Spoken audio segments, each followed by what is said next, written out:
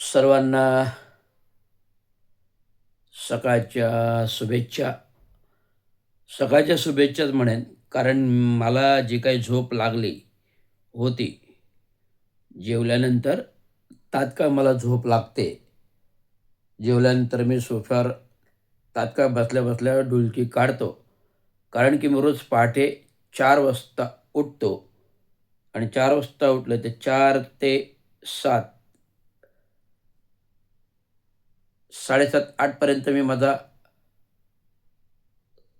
अभ्यास करत असतो. विविध संशोधन, तांत्रिकदृष्ट्या सिव्हिल फील्डमधील, कन्स्ट्रक्शन फील्डमधील, कन्सल्टंट लाईनमधील विविध क्षेत्राचा, मुद्द्यांचा, निविदांचा, कायद्याचा अभ्यास करत असतो आणि हा अभ्यास झाल्यानंतर उठल्यानंतर जो काय 7 वाजता झाल्यानंतर 7-8 पर्यंत पेपर वाचन होतं आणि 8 वाजता सकाळी नेहमीप्रमाणे माझं वर्कआउट म्हणजे जिम हा कार्यक्रम असतो. परंतु आज झोपलो होतो, पण लागलेली डुलकी जाग आली.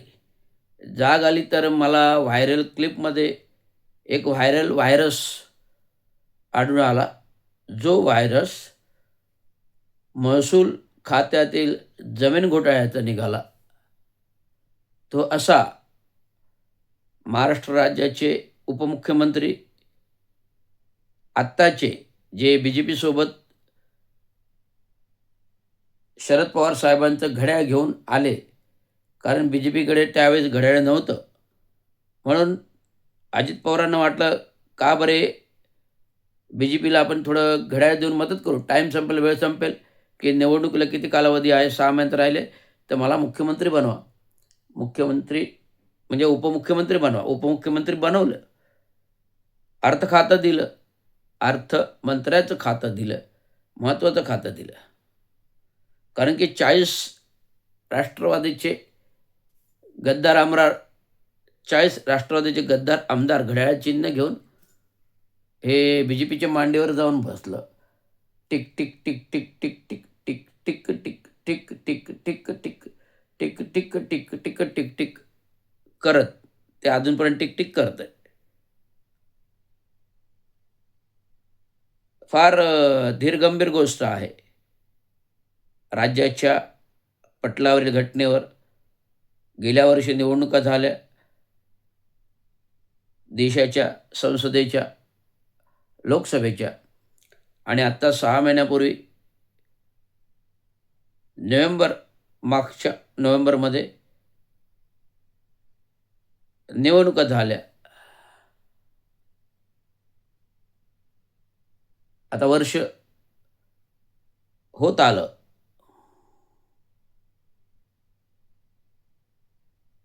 राज्याच्या निवडणुका झाल्या. मुख्यमंत्री, सरकार मी बोललो ना, गेल्या वर्षीच्या वातावरण जे होतं, 2.5-3 वर्षाच्या मुख्यमंत्री एकनाथराव शिंदेच्या काळातले कलुषित होतं. संपूर्ण महाराष्ट्र संतापलेला होता, वैतागलेला होता. सरकारला, की राज्यामध्ये चाललंय काय? चोर, उचक्की, डकेती, बलात्कार, अन्याय, अत्याचार घटनांचा मालिका चालू होती. एकनाथराव शिंदेने मुख्यमंत्र्याची शपथ काय घेतली? नानासाहेब धर्माधिकाऱ्यांचा गौरव समारंभ खारघर इथे ठेवला.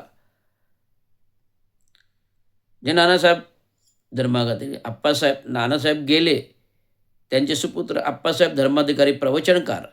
नानासाहेब धर्माधिकारी प्रवचनकार होते आणि त्याच्यानंतर आप्पासाहेब धर्माधिकारी प्रवचनकार यांचा महाराष्ट्र राज्य शासनातर्फे गौरव सत्कार ठेवला होता. या सत्कार प्रसंगी जी अख्ख्या महाराष्ट्रातून आलेलं जनाधार, जनसंख्या ह्या खारघरमधल्या उघड्या मैदानामध्ये बसल्याचं जवळपास 40 डिग्री सेंटिग्रेडच्या टेम्परेचरमध्ये लोकं आप्पासाहेब धर्माधिकाऱ्यांचा गौरव सत्कार सोहळा पाहायला आली. परंतु सुयोग्य नियोजन अभावी अयोग्य नियोजन अभावी, उष्माघातामुळे लोकांना घसे कोरडे पडले, पाणी मिळेना आणि पाणी मिळालं नाही म्हणून लोक चक्कर येऊन पडले. लोक चक्कर येऊन पडायला लागल्यावर पळापळ झाली, चेंगराचेंगरी झाली, असंख्य लोक मेली. तर माननीय मुख्यमंत्री माजी एकनाथराव शिंदेने हा जो काही गौरव सोहळा आप्पासाहेब धर्माधिकाऱ्यांचा ठेवला होता, तर आप्पासाहेब धर्माधिकारी कोणी देव माणूस नव्हते. एक प्रवचनकार, प्रबोधन करणारे होते आणि प्रबोधनकार, प्रवचन करणारे नेहमी आदर सत्कार करावा, हे मी पण मानतो. पण एवढा नाही की महाराष्ट्र शासन गौरव करेल इथपर्यंत. एवढं अशी काहीतरी विद्वत्ता कमावली नाही, जे महामानव विश्वभूषण परमपूज्य डॉक्टर बाबासाहेब आंबेडकरांनी संविधान घटना घडविली, बुद्ध अँड इन धम्मा सारखा ग्रंथ दिला आणि या ग्रंथाचं सार काय सांगतं? देवाला संज्ञा नाही. या बौद्ध आणि धम्मामध्ये देव ही संज्ञा नाही आहे आणि देव ही संज्ञा नसताना जर अशा प्रकारे प्रचंड आप्पासाहेब धर्माधिकारी गौरव सत्कार होतो, तर याच्या मृत्यूप्रसंगी एकनाथराव शिंदे माजी हे जबाबदार आहेत, हे लक्षात घ्या. आता निवडणुका आहेत. चला मुंबई महानगरपालिकेवर भगवा पडू, चला ठाणे महानगरपालिकेवर भगवा फडकू, चला कल्याण डोंबिवलीवर भगवा फडकू, चला वसई विरारवर भगवा फडकू, चला पुणे महानगर भगवा फडकू. सगळीकडे भगवा भगवा करून सगळीकडे हागवा करून टाकलेला आहे. सगळीकडे भगवा भगवा करून सगळीकडे हागवा करून टाकले. टक्केवारी, भ्रष्टाचारी, राचारी संपूर्ण महानगरपालिकेला लुटून भिकारी बनवली. सरकारमध्ये आल्यानंतर 2-3 वर्षात तिजोरी रिक्त करून 45,000 कोटी लाडक्या बहिणीला वाटले. सफेद लाच दिली आणि 10,000 कोटी संपूर्ण ठाणे जिल्ह्यातील महानगरपालिकांना वाटले. त्यामुळे हा गडगंज घोटाळा आहे. मग ह्या काढलेल्या या शासन निधीतून किती टेंडर काढले, कोणते टेंडर काढले, काही केले, कुठे करता आला, त्याचं कुठेही काय म्हणतो ना, तांत्रिक लेखापरीक्षण नाही की आर्थिक लेखापरीक्षण नाही. 3,500 कोटीच्या घोटाळ्याचं ऑडिटिंग नाही. महानगरपालिकेत 5 वर्षापासून 3,500 कोटीचा घोटाळा झालेला आहे. त्याचं ऑडिटिंग नाही आणि आम्ही म्हणतो चला भगवा फडकूया, चला कर्तव्याचा गौरव करूया, भगवा फडकूया. कुठला गौरव? कोणाचा गौरव? कोण कोणाचं करी? गद्दारांनी गद्दारांचं करावं, भ्रष्टाचाराने बरबटलेल्या हाताचा गौरव करावा. हे जनतेला तोंड दाखवताना लाज वाटायला पाहिजे की जनतेला सगळं माहिती आहे इतिहास आणि आपण म्हणतो भगवा फडकूया. आज महानगरपालिका निवडणुकीमधला भ्रष्टाचार मिटवून काढण्यासाठी तरुण तडफदार सुशिक्षित उमेदवारांची गरज आहे. तेच 25 वर्ष, तेच 25 वर्ष, तेच 25 वर्ष भ्रष्टाचार करणारे एकही नगरसेवक नको आहेत. आणि निवडणूक आयोगाने निवडणुकी फॉर्म भरताना हे पण अट ठेवावी की सलग 25 वर्ष राहिलेला नगरसेवक ह्याला पुन्हा लढता येणार नाही. सलग 25 वर्ष राहिलेला नगरसेवक ह्याला सलग 25 वर्ष म्हणजे 3 टर्म असतील, 1 टर्म, 2 टर्म, 3 टर्म, 3 टर्म राहिलेला नगरसेवक पुन्हा निवडणुकीला उभा राहता कामा नये. पुन्हा निवडणुकीला उभा राहता कामा नये. 3 टर्म उभा राहिलेला नगरसेवक पुन्हा नगरसेवक म्हणून निवडणुकीला उभा राहता कामा नये, अशी अट सरकारने ठेवावी. जसं शिक्षणाची अट ग्रॅज्युएट पाहिजे, त्याप्रमाणे एक अट लागू करावी, असं मला तरी वाटतं. मी आयोगाला पत्र देणार आहे याबाबतीत. तर अशा प्रकारे मी कथाकथन करत असताना मला जास्त करून एकनाथ शिंदेंवरच बोलावंसं वाटतं. कथाकथन करत असताना मला जास्त एकनाथ शिंदेंवरच बोलावं वाटतं. त्यांचा भ्रष्टाचार इतका आहे की मला बाकीच्यांचा भ्रष्टाचार नगण्य वाटतो. जसं आत्ता झालेला पार्थ पवारांचा महसूल खात्यातील भ्रष्टाचार, पार्थ पवारांचा महसूल खात्याचे भ्रष्टाचार, 1,800 कोटीची जमिनी, 1,800 कोटीची जमीन, 300 कोटीची खरेदी विक्री,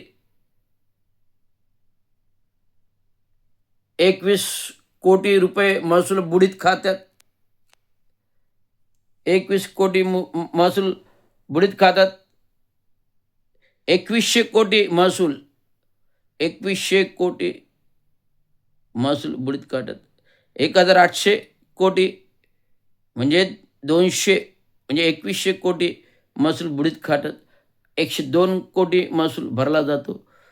102 कोटी महसूल. अशा प्रकारचं जर सरकारमधील उपमुख्यमंत्र्याचे सुपुत्र आज जमीन व्यवहार घोटाळा करत असतील, तर संविधान आणि घटना कायद्याच्या तंत्रप्रणालीनुसार अशा लोकांना अटक झाली पाहिजे, जेल झाली पाहिजे. हा प्रथमतः प्राथमिक मुद्दा आहे. चौकशा चौकशा होत राहणार. कागदपत्र येत राहणार. चौकशा होत राहणार, कागदपत्र येत राहणार आणि असा जमीन घोटाळा उघड झाल्यानंतर तात्काळ अटक करून प्रथमतः जेलमध्ये टाकायला पाहिजे आणि नंतर चौकशा चालू करायला पाहिजेत. हा माझा प्रथम निष्कर्ष आहे. परंतु भ्रष्टाचारी सरकारमध्ये एवढी कोणाच्यात हिंमत नाही. कारण की या पार्थच्या 1800 कोटीच्या जमीन घोटाळ्यामध्ये जो काही सरकारी तिजोरीतला महसूल चोरी गेला, याला बापाचाही पाठिंबा आहे. बाप म्हणतं, खायचे दात वेगळे असतात, दाखवायचे दात वेगळे असतात. खायचे दात वेगळे असतात, खायचे दात वेगळे असतात, दाखवायचे दात वेगळे असतात.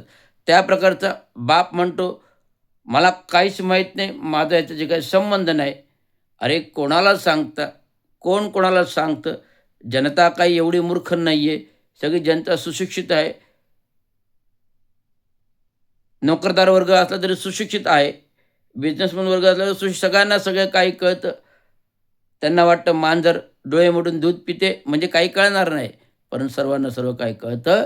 त्यामुळे या कथित भ्रष्टाचाराची कडी कडी शिक्षा झाली पाहिजे.